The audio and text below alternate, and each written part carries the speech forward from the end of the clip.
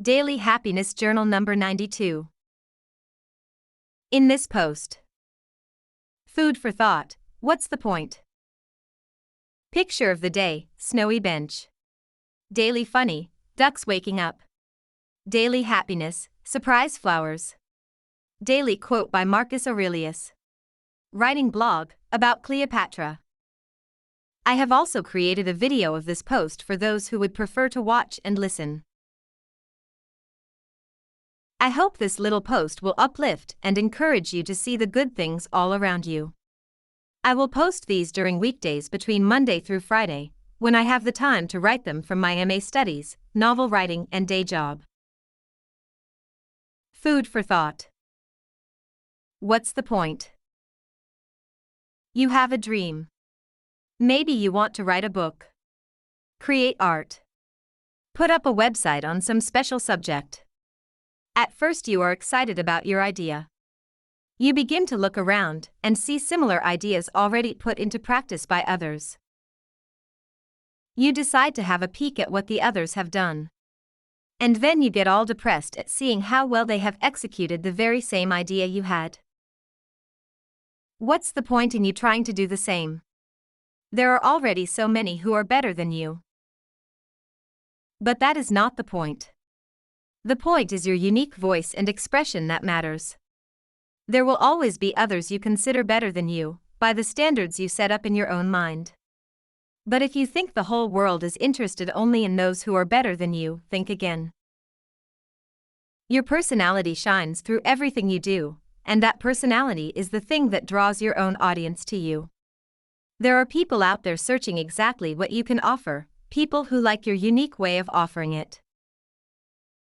If you recognized yourself in the above, do your research, and then stop doing it after a while. Give time for the envy or despair, or whatever you are feeling, to disappear. And then get on with it. You will learn as you go, learn things about the world and yourself, and perhaps in so doing you will open doors to a great future you could not even imagine before you started. Picture of the day. Snowy bench. My husband and I went for a walk on a beautiful, bright winter day. Here in Finland, the sun doesn't rise high in winter, and as the light comes at an angle, the shadows are long. The freshly fallen snow did its best to hide this park bench. I liked the way how the shadows and the position of the bench were in line. Also I liked the play of the cool winter sunlight, and the calming blue hues of the shadows on snow.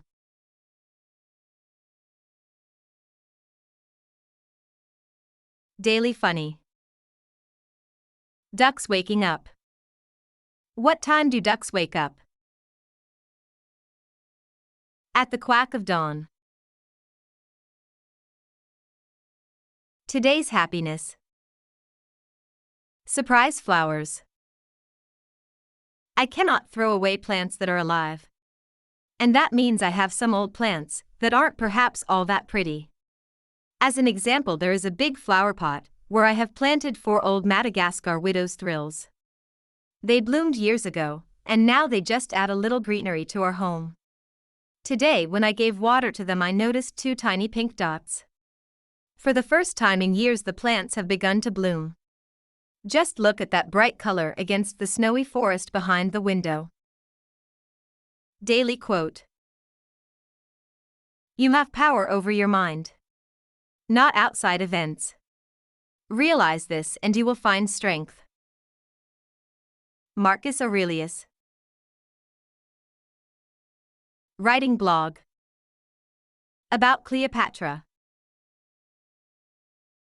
I have mentioned how much research I need to do for my Nephilim Quest series book 4. One scene I wrote about Cleopatra and Anthony brought to mind how modern people like to see Cleopatra.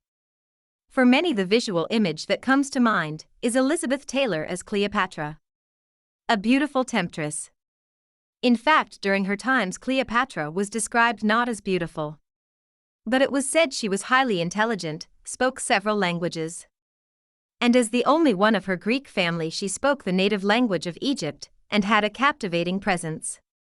She was much admired for these characteristics, not for the way she looked. Oh, and did you know there were 7 Cleopatras in the Ptolemaic family, that ruled Egypt after Alexander the Great. Here is an oil painting I made of Cleopatra and her son by Caesar. This relief is on the back wall of Dendra Temple.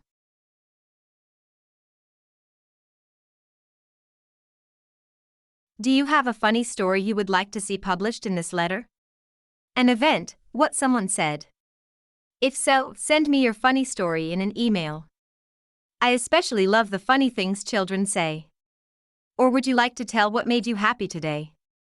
Send a note and tell, if you wish to share your little happy moment with others. The email address for this daily post is happinessjournal@yahoo.com. This post was brought to you by www.lenasbooks.com.